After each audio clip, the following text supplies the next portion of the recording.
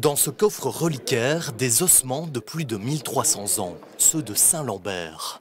Ce lundi, le saint patron de Liège a été troublé dans son sommeil pour nous livrer les derniers secrets qu'il y a à offrir. C'est bien conservé en tout cas. C'est une émotion, surtout quand vous vous rendez compte de l'effet produit par ces ossements dans l'histoire. Je veux dire, c'est à cause de ces ossements que la ville de Liège existe. S'il n'y avait pas eu la mort, l'assassinat de Saint-Lambert dans sa villa de Liège, et s'il n'y avait pas eu le rapatriement du corps de Maastricht à Liège, Liège n'existerait pas.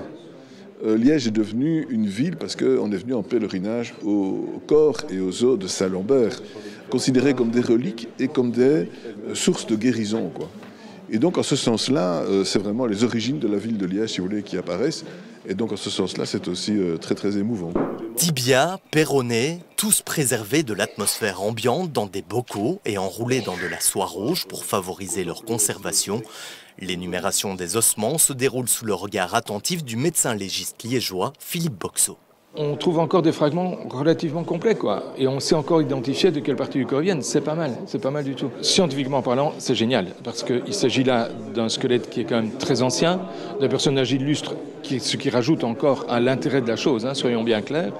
Et mon intérêt, c'est d'amener, via mes connaissances scientifiques, via la science d'aujourd'hui, d'amener des certitudes, en fait, par rapport à ce squelette. Quelles seront-elles, on va bien voir, mais tenter d'amener quelque chose à travers un regard qui n'a jamais été fait, en fait, sur les os de la part de quelqu'un qui sait les analyser.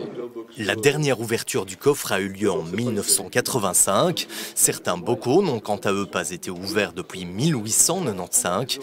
Depuis, les connaissances en matière d'analyse d'ossements ont fortement évolué. De nombreuses informations supplémentaires sur le fondateur de Liège devraient donc être obtenues durant son autopsie. Tout ce que j'espère, c'est qu'il y a des os qui sont suffisamment intacts, des os longs, suffisamment intacts, qui vont nous permettre d'établir la taille et le poids, ça déjà pas mal.